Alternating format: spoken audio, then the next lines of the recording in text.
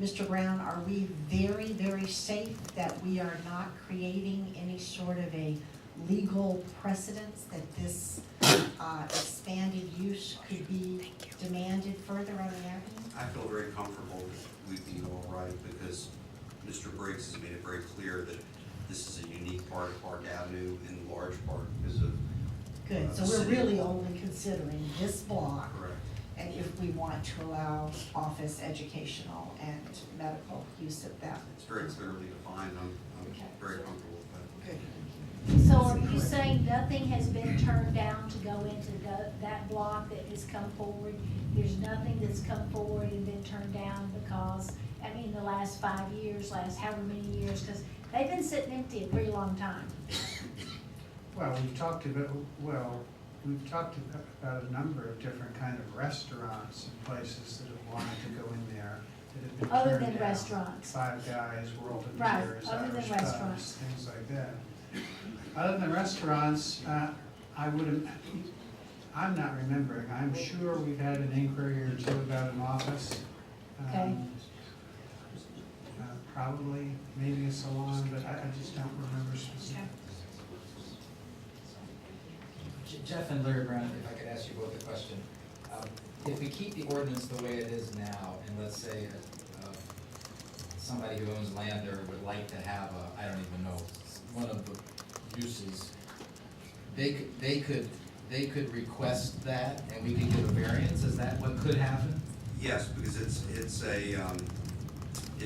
a use that's lawful in a variance as long as they fit within the standards for granting a variance. So the variance in this case would be, it would be a permitted use on the second floor, because that's what the Correct. current ordinance calls for and the current zoning calls for. It's not a permitted use on the first floor. Are there even any, They would because have, there is some second floor space in this block. let me ask, is it a conditional use on the first floor, Jeff, or would they would actually have to get a variance showing a hardship? They would have to show some sort of a hardship under a variance It analysis. wouldn't be the hardship test, it would be Just a pure variance. yeah. It's So still, I guess my other question is that a good way to run a city? I don't know, because we've done things by variance before, and I understand the overall nature of what we're trying to preserve and protect on Park Avenue, and I fully support that. I think it is the heart of our city, and we don't wanna rewire and replumb our heart and add new veins and new arteries. It's our heart, it needs to be what it is. But I also feel like we've got enough precedence, it seems like we've varianced it over the years, and maybe I'm just talking philosophically, maybe that's what you do in today's environment, maybe you do it piece by piece, little by little. When something is there and then a commission, either this commission or the next commission or whatever goes, well, that's a good use, and or else somebody goes, that's not a good use, and I guess you live with those decisions.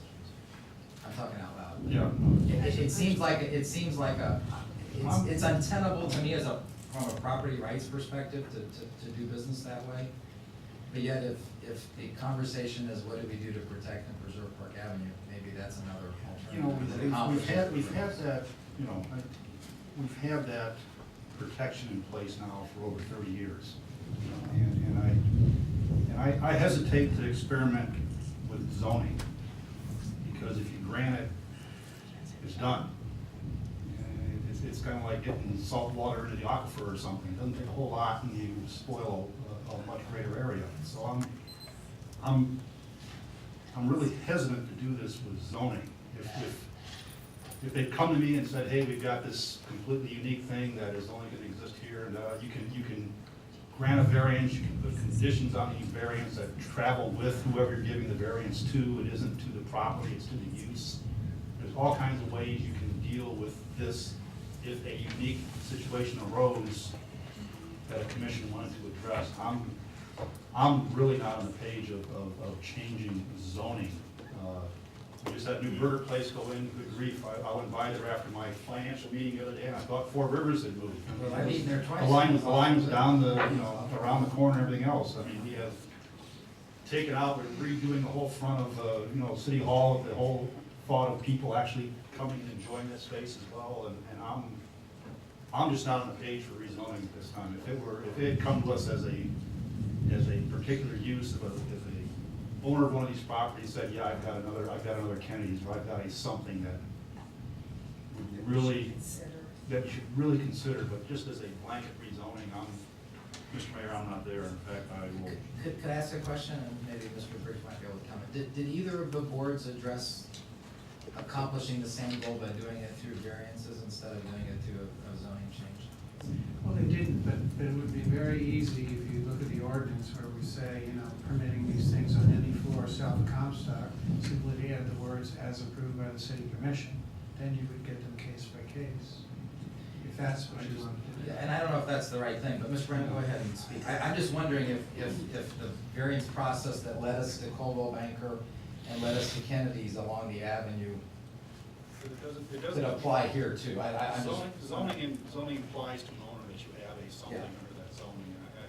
I hate misleading Well, an individual in that manner. I mean, don't know it's- what the former comp plan did or the current comp plan did or didn't do to this basis on other things. Mr. Brown? I would suggest that if you leave it strictly to variance, that is a case-by-case decision-making process where someone down the road who is north of Comstock might have a greater argument that if you go on step by step, and it would require extreme discipline by the commission over a number of years to always, in every adjudicatory process, say, there's a difference north and south of Comstock, and if you forget to put the magic words in the order, I think I would suggest, maybe make it a conditional use, maybe say that on the first floor south of Comstock, it's a conditional use because your conditional use ordinance talks about the following uses are permitted as conditional uses following review by P&Z and approval by the commission. That might be the safest way So to that might be an go. alternative. Yes, that would be my In city suggestion. planning, I think that we have to understand that there are transitions. So clearly, if you drive with me from Fairbanks on the park, we have 7-Eleven, which is not a Gateway- fine, it's within not our a gateway fine features eating is- design, I mean, it's a that's- great 7-Eleven, probably one of the best in the United States. But it's not a fine eating establishment, it is not, No. it can't be argued that we do You don't table have- service at no. 7-Eleven unless you come for your smoothie. or Unless you your spill something. Slurpee or whatever. The International Diamonds store is a great store, great location, heck of a spot. And I'm assuming probably doesn't lend to the window shopping, which is one of the things that I keep hearing on Park. And then we abruptly start Park Avenue, based on those two spots. Behind this, we have a renovation building in an old house that is now a renovation service, which is different than what we have in other parts of Park Avenue. I'm talking about directly behind to the west. So you begin to see a different look and a feel. So I'm personally very open to a transitory way to accomplish these things, but I'm equally disturbed by doing something, as you said, Commissioner McMack, and I'm very much, I'm thinking that way also. Something that disturbs the zoning long-term isn't good. I wish we almost had a city edifice like Rollins does that identifies now that you've entered. And minimally, I'd like to get at least a historical district sign as you start down Park Avenue, because I'm not even sure the historical district embraces this block, if memory serves me, it does not. You always say that. It starts a block or two ahead of that, so. Mr. Mayor, I'm with you on that. So, but I wanna accomplish the purpose of, I think, let me say it this way, and someone articulated this much better than I. Vacancies are worse than certain things. And I think that is accurate. I think that a vacant block, long-term, is certainly not good to be at the headwaters, so to speak, of Park Avenue. I would, But wrong is sometimes better than none, too, so. no, but I agree, I just don't think a blanket. I mean, wrong is zoning sometimes worse than none. accomplishes that. If this had come back to us with a specific user for a building or something, much like we've done on several other ones and granted a variance, I'd be willing to consider that because it is a transition, but I cannot support treating this as a zoning. I'd love to send it back and say, hey, guys, no. So, Harder. so Mr. Brown, your consideration, and I'd like to just noodle on that for a moment. You suggested that under the item where we would be changing it, Yes, sir. that you said for this specific block, we would probably be in a better position to say any change like this would be a conditional use? Yes, the highlighted language or on any If floor it was something. as a conditional use within if the commission wants to do that, I frankly think that what I would like to do is sit down, get Katie involved, and we sit down with Mr. Briggs, and that would be the direction I would recommend that we consider with staff and bring it back. Because that would always require P and Z and city commission approval as a conditional use. Just a second. Yeah, that's an intriguing, I don't know if the commission in general thinks that's a good idea, or a majority of the commission to I do not. study that a little bit more, so. I think consistency in zoning is critical. I think Park Avenue is absolutely and we all know that, it is the prime driver for our economic stability in this community, and I think we have to protect that.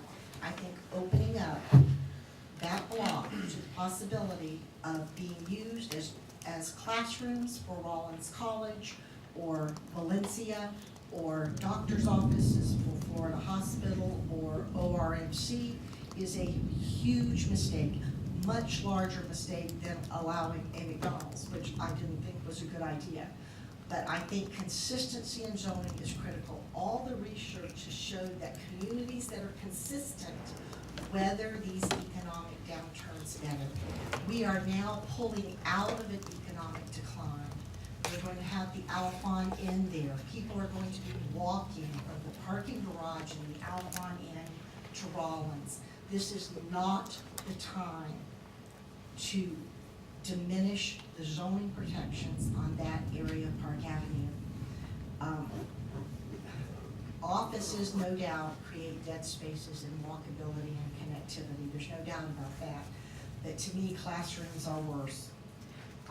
Another thing I feel very strongly about is we have had many local businesses come before us and want a spot on Park Avenue. They've wanted that address, they've wanted that storefront, and they're turning away. But not these. I understand, but Okay, but well, that's so because don't we say have a that. rule. Don't No. And On and Park Avenue. 126 years ago, there was no On- Park Avenue, somebody On wanted Park this. Avenue, within the last 5 years that I've been here, there are people who have come forward and been turned away.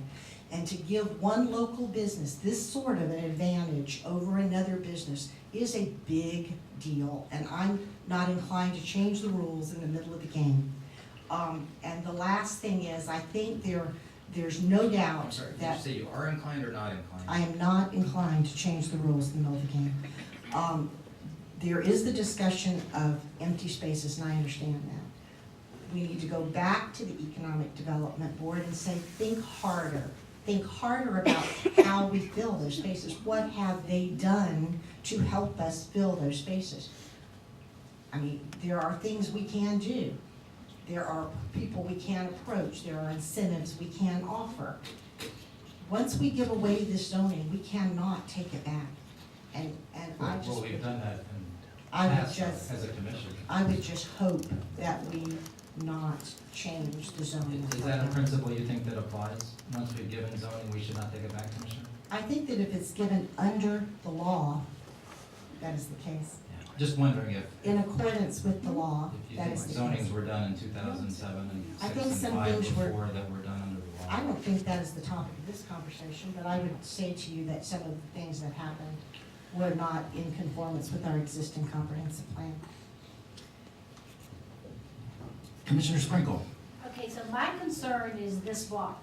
It's the first block that you see when you turn onto Park Avenue, and it's been sitting empty for a very long time, okay? So I would be very concerned if people had come forward and asked for the things that we're thinking of granting in these 5 pieces of property. But when we asked Jeff that, he said that had not in fact occurred except for with restaurants. So there's not a big hue and cry out there for people wanting to be on this property. And that's why we're dealing with this short little 5 pieces of land.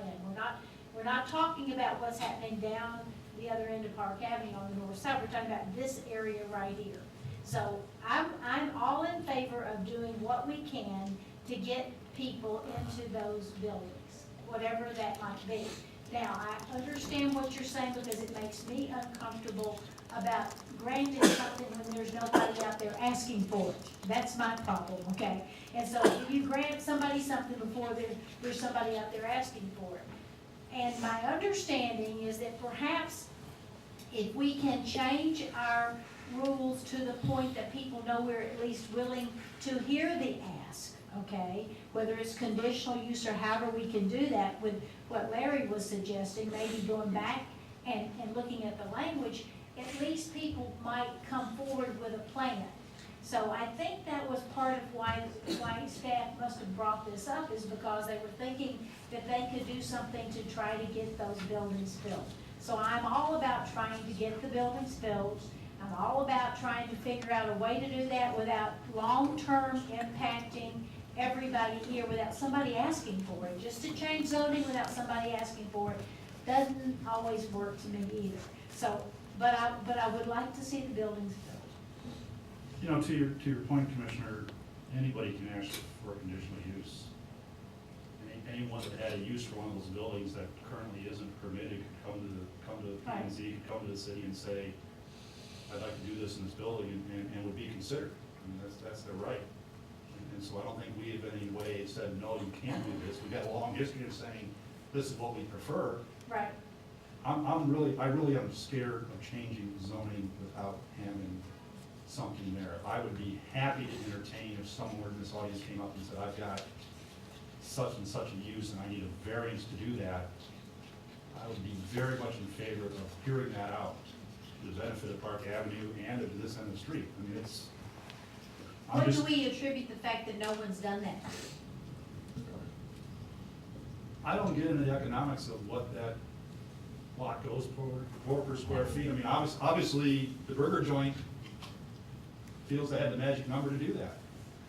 I mean, those are private economic decisions that individual entrepreneurs make that want to be part of Park Avenue and part of our city. And Commissioner Cooper's right. I mean, if there are incentives, I mean, if this becomes, for lack of a better term, a mini CRA that we have to incentivize to help that happen, I'm fine going that route. Well, that's I just- interesting, but I that's a just slippery don't- slope too. I know it is, but I just, the zoning, to make the change without something there, I'm not there. I think there's other ways we can do that if we had a project here before us to consider. And I think that's the big angst up and down, you know, as I've heard from folks, it's what they don't know. And we open this up to CQ zoning and, you know, it could be a plasma center. And you know, I mean, that's, I had one out in front of my college. Not that I ever went there, but I mean, yeah, you know, so I mean, it's the unknown that's hard to overcome. Well, I think the city attorney proposed something interesting in the conditional use. I own property in commercial districts, in downtowns, that have had difficulty before. And I'll tell you, one of the reasons that the ask has not been there has been the perception that previous commissions and previous members of commissions have not been particularly receptive to businesses in this city. And I think that a simple modification to the ordinance to include conditional use would send that signal that that we're open. I struggle with this a little bit as a property rights guy. I think that they should have the opportunity to rent it. But I also do want to protect the character of the Park Avenue. But you also have to understand there are transitions. And this area for the past, now I know we've seen some life lately, but we also have to trust staff who's brought this forward, the EDC. These guys are offering us some opportunities to try to assist business owners who traditionally have had major difficulty facing filling these spaces. And I think, as I said, the city attorney offered us I wish we'd go back and Interesting talk to opportunity. the businesses first, Steve. I know for a fact, the law it said in the enforcement, staff report that they did. the law